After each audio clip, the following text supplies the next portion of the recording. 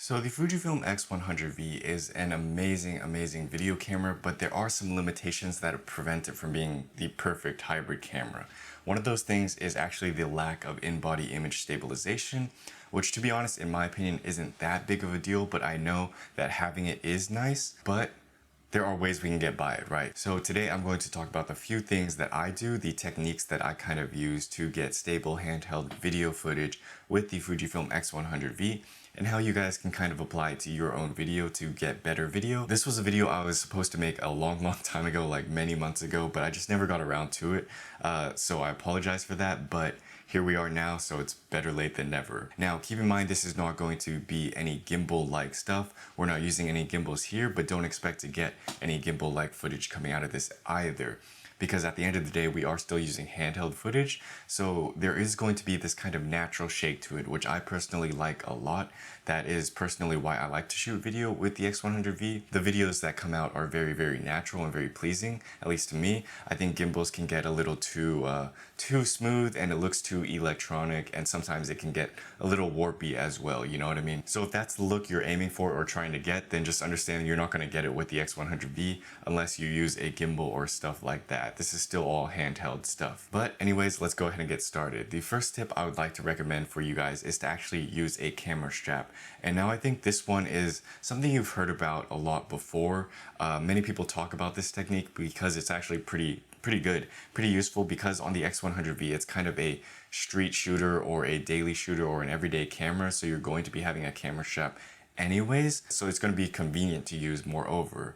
But mainly the reason why you want to use a camera strap is because it adds a third point of contact. So I recommend to always shoot video with two hands. Of course, that's the minimum, but adding a camera strap adds a third point of contact, so it's almost like having a third hand on the camera to give it a more stable feel for it.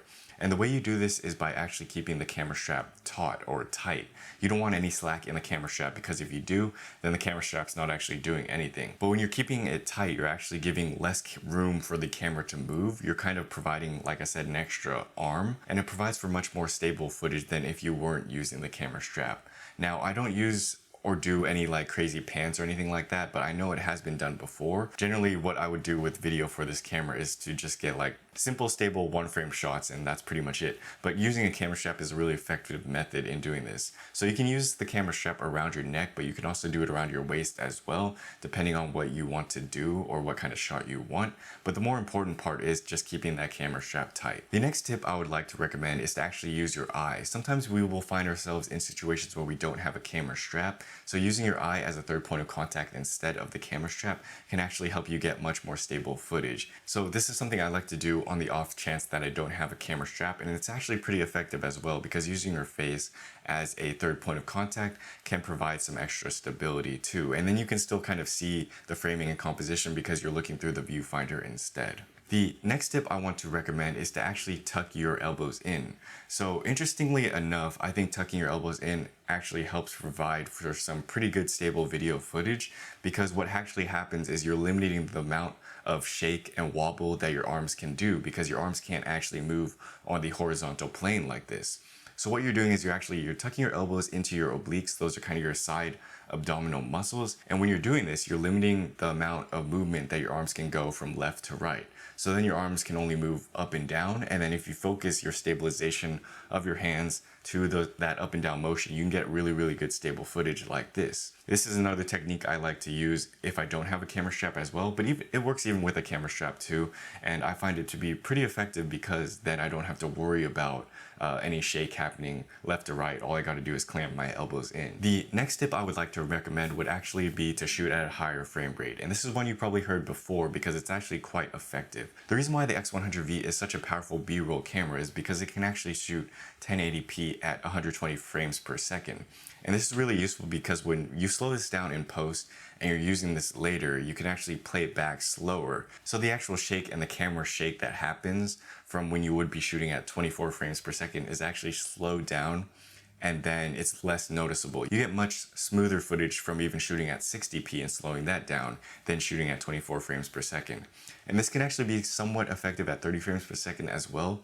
But if you're going to be shooting at 24 frames per second for that sort of cinematic look, then I would just recommend using a tripod, because 24 frames per second is really hard to get stable when you are just doing handheld without IBIS or anything like that. So that's what I'd recommend. Shoot at a higher frame rate. The 120 frames per second on this camera is actually really good. So I would find that really useful for everyday moments and just B-roll in general. The next thing I want to talk about is actually after all your footage has been taken and recorded and all that stuff, and it'd actually be to use the warp stabilizer in Premiere or some sort of stabilization in another software or program like DaVinci Resolve. And the reason why I think this is so useful is because it allows you to save a lot of footage. I know a lot of people don't like doing this because it's another kind of workaround and you're not truly getting stable handheld footage and stuff like that, and I get that, but it's important because a lot of times we can't go back and reshoot, and a lot of times the footage that we have is the footage that we got, so we can actually use these programs to their kind of limits to actually help us get much smoother footage, and I think that is something that can't be ignored. So I would learn to use the warp stabilizer in Premiere, or like I said, the stabilization tool in Resolve, or whatever program you are using. It can really help you save a lot of footage that otherwise would be lost. So anyways, those are the tips and techniques that I like to use to get stable handheld footage with the X100V. Hopefully this video helped you somewhat. Understand you are not going to be getting any like crazy GoPro like stabilization stuff on the X100V or using these techniques. It's not going to happen like that, but you can get a lot of good usable image quality and good usable video footage doing these things. And I actually like the naturalness that comes out of the video from the X100V. I think it's very organic and I like to implement it in a lot of my videos. So that is what I would recommend. Try those things out. Hopefully it helps you. If you have any tips or things you like to do to get stable handheld video footage, please leave them down below. I think a lot of people will benefit from those things as well. And if you like this video, please like this video down below. Subscribe to this channel for more videos and photos and things like that. And thanks as always for watching this video. Hopefully I'll see you guys in another one.